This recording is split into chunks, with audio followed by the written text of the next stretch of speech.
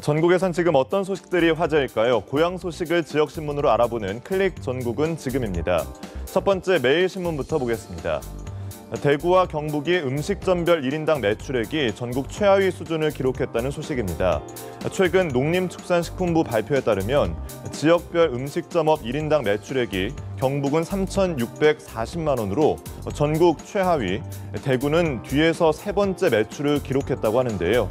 이 수치가 소득이 아니라 매출액이라서 더 충격을 주고 있습니다. 이 업체당 매출액도 대구는 전국에서 가장 낮은 수준이었고 경북은 전국 최하위를 기록해 서울 지역 음식점의 매출액과 비교하면 1년에 6,500만 원 정도 적었습니다.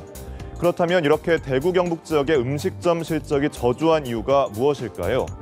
규모가 작은 영세 상인들이 많기 때문으로 추정되는데요. 1인 운영체제의 영세 음식점 비율이 전국 최고 수준이기 때문이라고 합니다. 대구 경북 지역 자영업자를 위한 근본적인 대책이 필요할 것 같습니다. 다음은 대전일보입니다.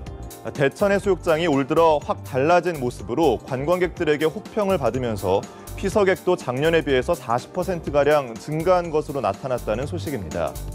이렇게 관광객들이 늘어난 이유는 무엇일까요?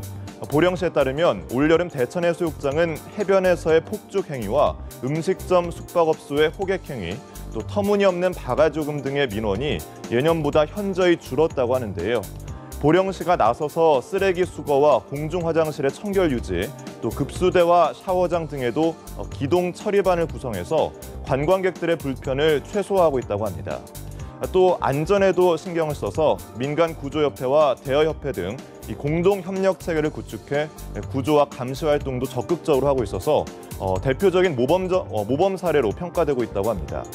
이 대천해수욕장의 이 같은 변화가 다른 해수욕장에도 긍정적인 영향을 줄 수 있기를 기대하겠습니다. 마지막으로 부산일보 보겠습니다.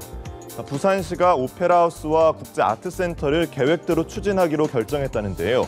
이 문화 관련 현안 사업에 대한 방향이 확실해지면서 동시에 운영비 등의 논란도 계속될 전망입니다. 먼저 오페라하우스의 경우 사업 규모를 축소해도 추가로 1,100억 원의 재원이 더 필요한 실정이고요. 연간 200억 원에 달할 것으로 추정되는 운영비 마련도 역시 난제라고 합니다. 또 경비 절감을 위해서 민간 예술단을 시민 예술단으로 육성해 뮤지컬과 오페라 공연을 올리겠다는 방침인데 과연 이들 공연만으로 객석을 채울 수 있을지 우려의 목소리가 나옵니다. 또 이 같은 장르에 익숙하지 못한 한국에서의 오페라하우스 강행이 다소 무리하다는 지적도 나오는데요. 한편 음악 전문 공연장 아트센터의 경우도 역시 넘어야 할 난관이 많습니다. 국립 타이틀을 획득하지 못한 상황에서 앞으로의 운영비를 모두 부산시가 부담해야 되기 때문인데 부산시의 아트센터와 오페라하우스 건립 계획에 대한 기대감과 우려가 공존하고 있습니다. 앞으로 부산시가 부족한 재원과 콘텐츠 문제를 어떻게 해결할 수 있을지 지켜보도록 하겠습니다. 지금까지 생생한 지역 소식을 전해드린 클릭 전국은 지금이었습니다.